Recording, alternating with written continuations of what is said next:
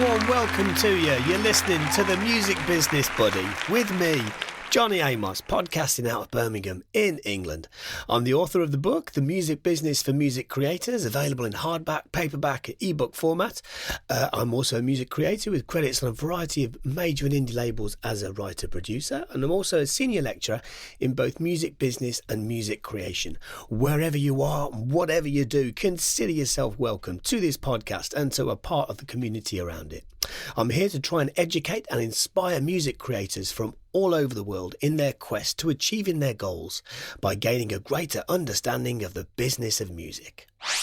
Okay, so in this week's episode, I am talking to Las Vegas-based DJ KnowleDJ. I'm going to be talking to him about his career, about how it started, about where he's at now and where he wants to go. And he talks brilliantly, especially in regard to philosophy of music. So he has toured with the likes of Ariana Grande, Mariah Carey, the Backstreet Boys, Flo Rida, Ice Cube. He's a really, really interesting guy. So I will hand over to the interview. I hope you enjoy this. I hope you learn something. I hope it's useful. Here we go. KnowleDJ, welcome to the Music Business Buddy. Thanks for having me. Coming to us out of Las Vegas. It's exciting. I really, really love what you do, and it's really, really good to have you here on this show. You. How are you? You've had a busy few days by the sounds of things. Yeah, just been did some gigs in Canada, came back, and Mariah Carey's in town. I toured with her a few years ago, and I connected with her backup singers, and we decided to try and do a song, and it's coming out pretty well, actually. So what a cool way to start the show. That's brilliant. I love that. Well, in fact, on that note, let's start with the here and now.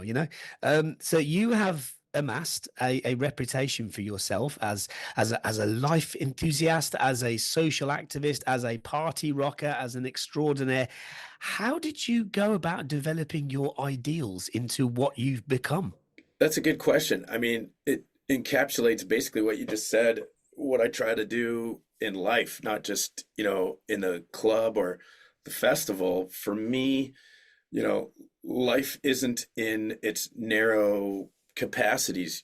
As a DJ, I'm known to play music, but, through social media and connecting with people and all other, platforms in life, I feel like music takes on such a bigger component, right? There's so much more to life, so much more to music, so much more of what you can do with it. I've gone deep into studying and understanding how it connects people, how it creates healing, how it can be flipped to do the opposite as well. And so I've made it my mission to get the best out of life and combining that with music and connecting people.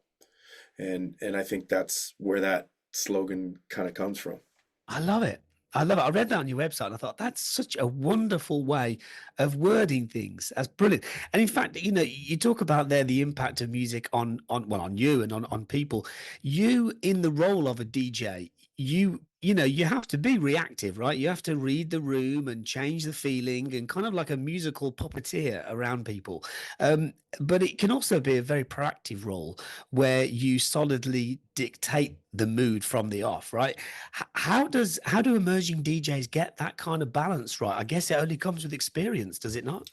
Yeah, well, I say, a good DJ plays music. A better DJ plays music that the audience likes. Or sorry, a good DJ plays music that they like. A better DJ plays what the audience likes. The best DJs know how to combine the two.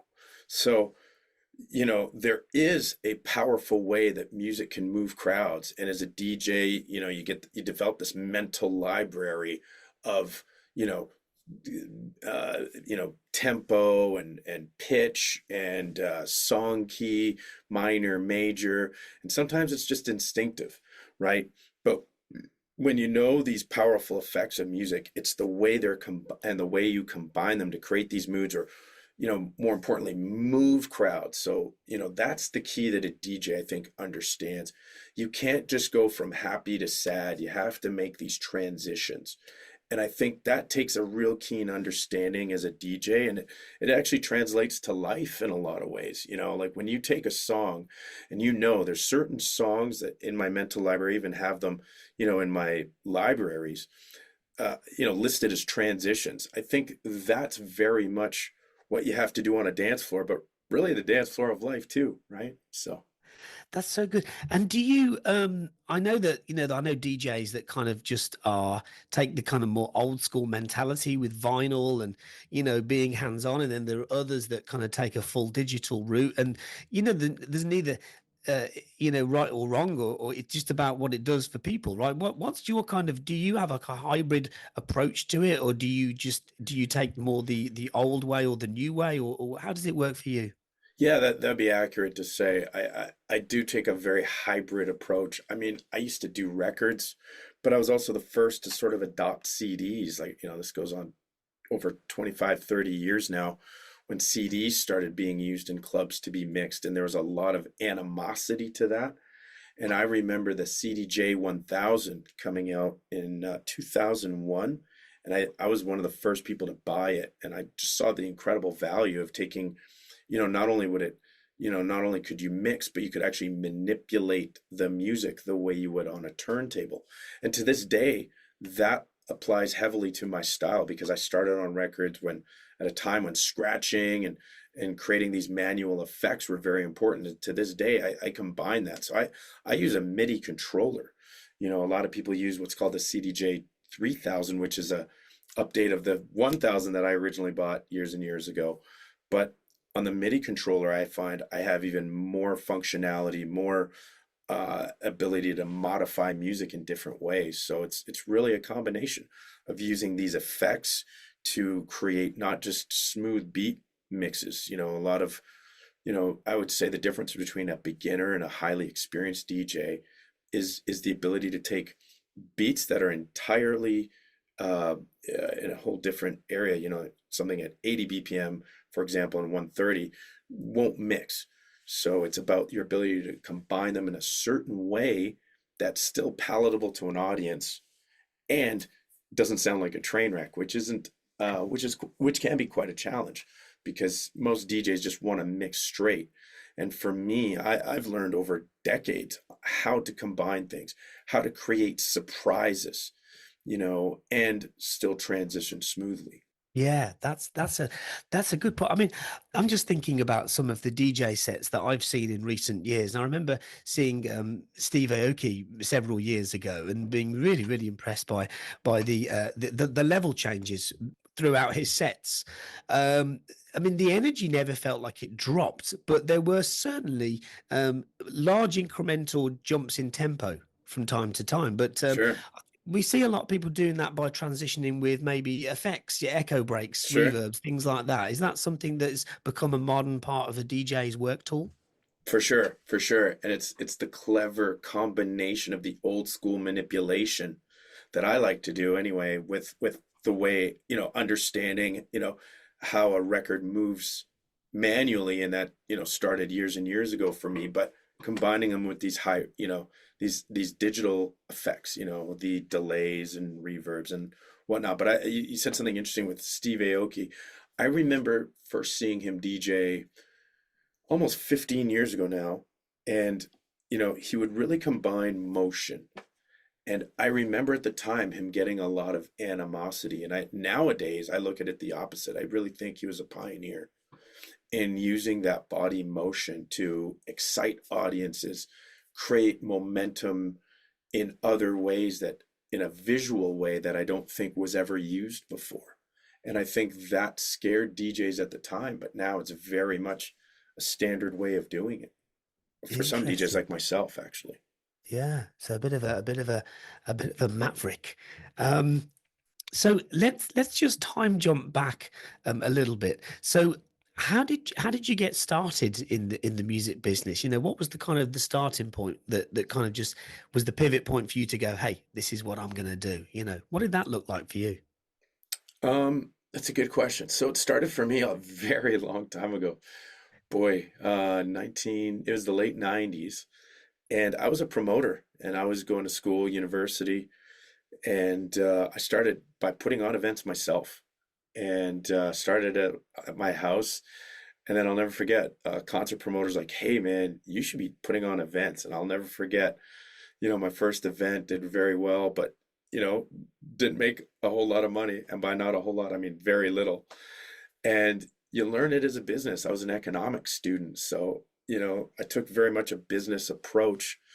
And then it was actually a club owner that I used to promote events for that said, you really should learn how to DJ. And I had the unique opportunity because he had the DJ equipment at the club, and I was being given records from these labels who knew I was the main promoter in my city. So I had all these records. And so it just naturally fit, and then the bug stuck. I loved it. I love learning how to mix, but I still feel grateful that I started as a promoter because it gave me a very, very important perspective, which is what the audience likes and what I like. And it's again back to what I originally said, that ability to combine the two. That's what truly makes a DJ great to me.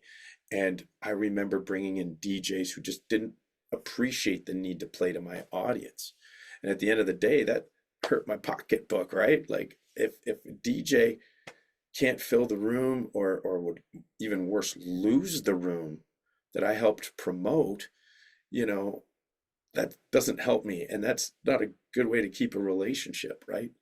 And so when the club owner hired me, he knew that I understood that perspective. That is fascinating. I mean, it would make perfect sense for somebody who is a DJ to transition into, hey, let's start putting on my own nights. But to do it the other way around is wonderful. I love that. I mean, one of the things that I like to talk about to people, especially the songwriters actually, is to say, hey, look at this subject through the lens of a music publisher, because you'll look at it differently and you'll get to appreciate what they need from you.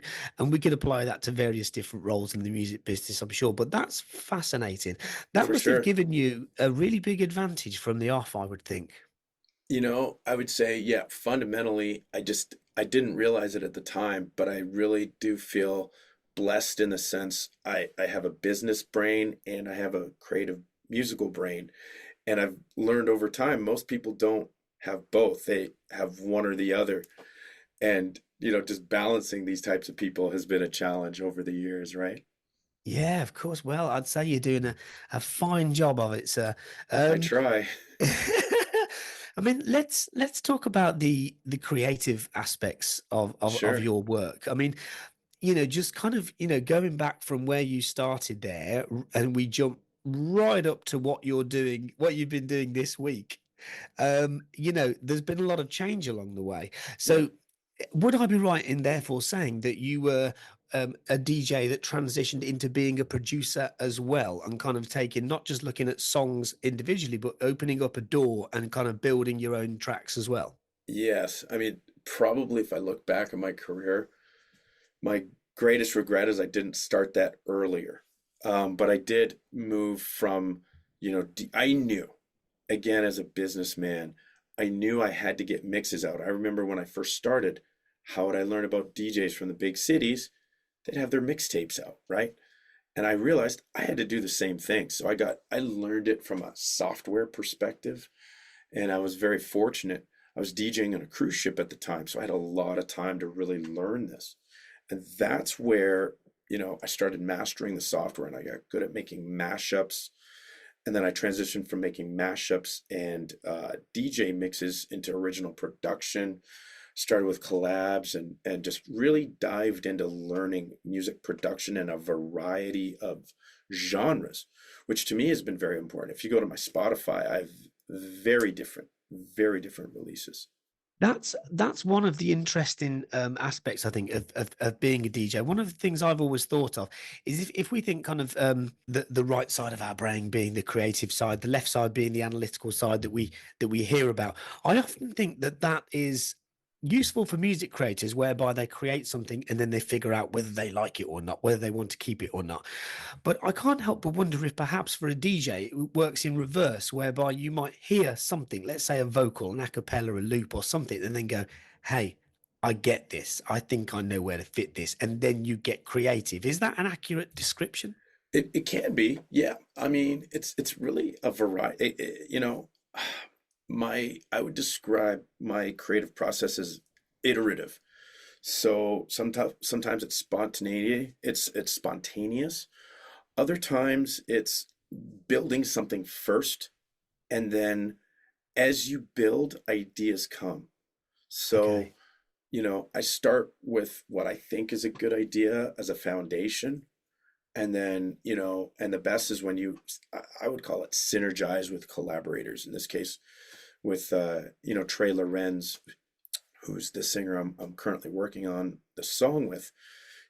He was fantastic. He sat here, how about this? How about this? And, he's a singer, but when you have a guy that understands even intuitively music, that helps a lot. There's nothing worse for me when I want to collaborate with someone. I think it's like this. I think and you're like, well, I'm not inside your head. You're gonna have to be more descriptive. It's kind of the equivalent of when somebody goes, "Hey, I'd like a song.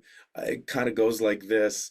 Do you know what I mean? So the more specific people can be, the more synergistic I find.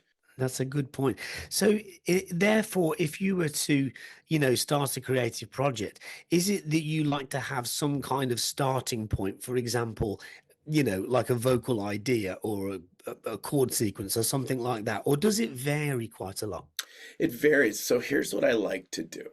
I love to merge genres. I love to take ideas. I've been thinking like this from the very roots of my DJ career, which is, I liked house music and I liked hip hop from the very beginning. So I always liked thinking of ways to combine house and hip hop, for example. So ever since I've tried to the song that I recently released. I don't know if you know who David Goggins. He's a fitness Oh, right. Yes. Yes. motivator. So I took samples of his voice and actually put it in a deep house song. I Oh, added really? isochronic tones to it. Yeah. Yeah. So, I mean, yeah, so your listeners might be able to tune into that. And so the whole idea is, taking people who love fitness and possibly like deep house music, or it could be someone who likes deep house music, didn't know who David Goggins was, or vice versa. The whole idea is drawing people in into new and novel ways, but still a tone of familiarity, sort of a step by step. So in the case of this with Trey Lorenz, I sat with him and Tika, Mariah's other singer, and we brainstormed. Our first day, I showed them Afro house, and they were like, "Wow!" They weren't really familiar with it, and they're like old school R&B. So, and then they just started, "Hey, what if we did this?" I'm like, "Man, that's such a good idea." So we're combining old school soul music, R&B on an Afro house beat, and it's really come together. I really enjoyed the process, and I really like so far with the product. It's not quite the finished product yet. We're about 75% of the way there. So it's pretty exciting to me to hybridize like that, and in that Yeah. process, I come up with new ideas. Right? That's wonderful. And I don't know if this is a silly question because you're a DJ, so the answer might be obvious, but do you mix all of your own projects or do you outsource that to somebody else? Like the mix and mastering, I have outsourced, but I do it myself most of the time. Yeah. My goal is to be a full engineer, audio mix Yeah. master. The benefit nowadays is the software really can take care of a lot of the heavy lifting. And this it's a strange convergence too, because expectations are actually lower now too, right? Being CD quality or record quality is not the same as streaming quality, and unfortunately, there's a lot more of a disposability to it all now. Yeah, that's a good point. Yeah. Um, Interesting. And so what about the kind of business approach to building your reputation as a DJ? There may well be, the next wave of DJs out there that are listening to you right now that are kind of Sure. going, how do I get where he is? Like that's where I want to be. Like what advice would you give to those people that are listening? So I would say it depends where they're at in their career. So if they're just starting, the first bit of advice I would always say is learn as much as you can. So let's say you're a DJ. First and foremost, learn all aspects of DJing. If you're trying to, and paradoxically, when you're trying to be an electronic DJ or a hip hop DJ, the temptation is to just stay in that lane. But the reality is, it's two things. It's very, very, very saturated. Anyone and everyone can DJ. I can teach you how to DJ in less than a week and you'd be proficient. It used to take weeks, months to get even just proficient, let alone good. When you had even CD mixers, took much more work and dedication. So now that that's the case, it's paradoxically led to less skills, because to be proficient now is very easy, but then to actually be diverse in that proficiency is much harder. So like all these skills, these advanced DJ skills that I learned over the years, they're what carry me through now. They're the reason I do these plenty of other gigs that might not be what I want. When I was young, I wanted to be an old school East Coast hip hop DJ. Now I love doing all kinds of music, and I never, ever at the time would have thought. Like half my gigs now are country music and EDM, so that's the first advice, is learn as many aspects of the DJ game and then the business aspect of it. Learn the background skills, the sound tech skills, simple, stupid stuff like don't show up on time, show up early. DJs are notoriously late. Show up early, dress well, be professional. That goes an amazing long ways with people, especially in the music business. And of course, be humble in it all. So that's for beginners out there. Literally start with that. Level 2, build relationships behind the scenes. They're, I would say, more valuable than even social media. So like, if I would say where to divide your time, 50% social media, 50% behind the scenes, making the relationships, getting out in person. Once again, there's that paradox. Everybody thinks just DM and emails, but really they're not even a fraction as valuable as going and doing FaceTime. Because if you're, I mean, at my level, I need to do stuff out of town most of the time. So of course that's not always going to be possible, but develop a reputation of always delivering to what you say you're going to deliver. And that's going to get you to try and get to the point on social media to have, say, tens of thousands or hundreds of thousands of fans, is you're facing a massive, massive obstacle. There's very, very few DJs that can do that. But do you know what virtually everyone can do, but they're not doing, is the stuff I just talked about. So when you have a reputation of being professional, being reliable, being able to deliver on what a promoter or a club needs, that's going to get you in way faster and easier than trying to build up tens of thousands of fans online. Like I don't even have, I would say my following's probably above average, but it's not extraordinary by any means. There's DJs with much bigger followings than me, and they get a fraction of the gigs, let alone the fees that I get. It's so useful to hear your thoughts, especially when we combine those two different levels that you're referring to there. So say, for example, a DJ that's maybe on their own, they're developing their skills maybe at home, and they're working on their craft, and they're building their library, and also their mental library of knowing which songs they can turn to for certain things. Would the next step after that, at the very beginning, be to put together, a mix of what they can do, and then go and talk to promoters at particular venues? Would that be, a good way to start for people? So I actually have taught this before, and I've come up with the number one thing to tell a promoter or a club owner, because the standard thing is, hey, I want to come DJ at your club. What do I got to do? Or do you know what I mean? That would be the standard thing. I'd love to DJ at your spot. And here's what I would suggest. When you come into a club, you go, hi, I'm inquiring as to your current DJ situation. So that gets them talking. And as they talk, you're going to look for an opportunity where you can add value. So if you're a beginner, where you're going to add value. It's not going to be, headlining. It's not, but maybe you have a big draw. You have to find a way to add value that says, I'm willing to do this, even if it's just being reliable, even if it's just being professional. That goes a long ways with people, and just showing that is big, because this is what still blows my mind about so many DJs, is just they take such a casual approach to something like that. And they don't realize at the end of the day, like, these owners have to make money, or, the roof over the heads. You see, now that's where your background comes back in and helps you, Right. right? Right. And also that's where you live up to your name as well, knowledge. I mean, that's, Sure. these are pieces of gold dust for people. I appreciate it. For Um, sure. so knowledge, we've heard about your background. We've heard about where you're at now and what you're working on. Tell us about your goals moving forward.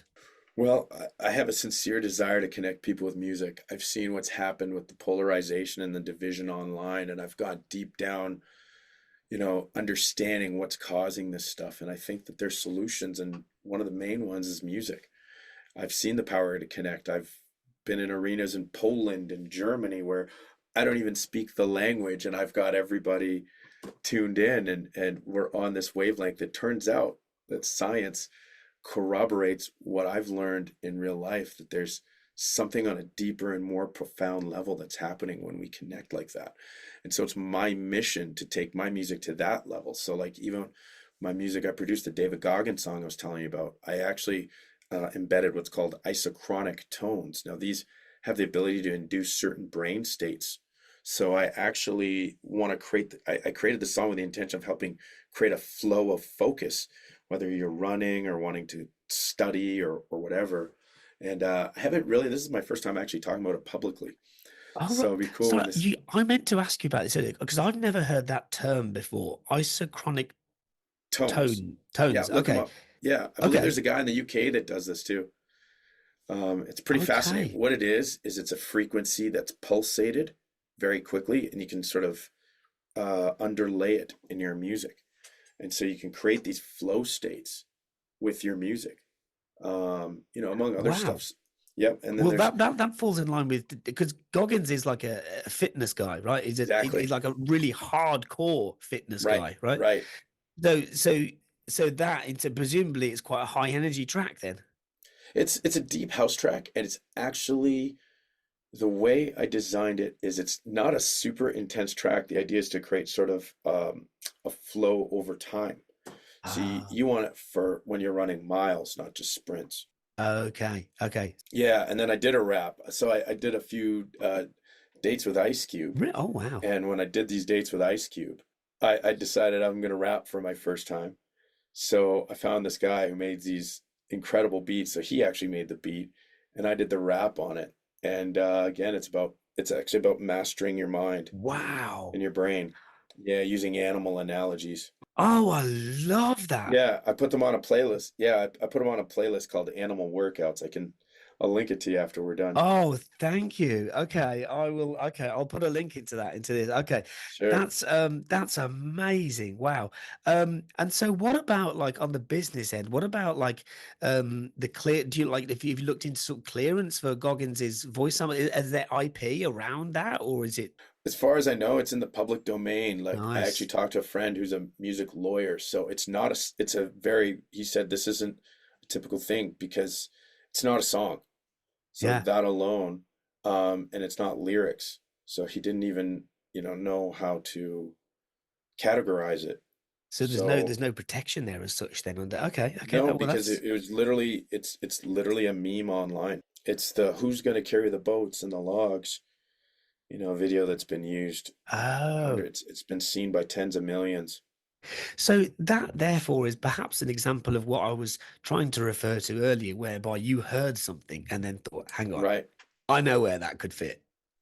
And here's the interesting thing.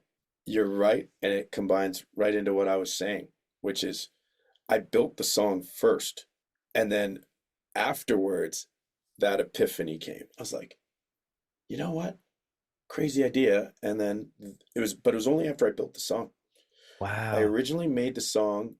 Beyonce made this You Can't Break My Soul, You Can't Break, that Oh, Beyonce yes. Oh, song I on the love that. deep house Yes. beat. Yes, And that yes. gave me the idea of something like that. And Oh, then the David Goggins one, maybe somewhere in the deep recesses of my mind. That's why I'm a big believer in meditation and clearing your mind, because yeah.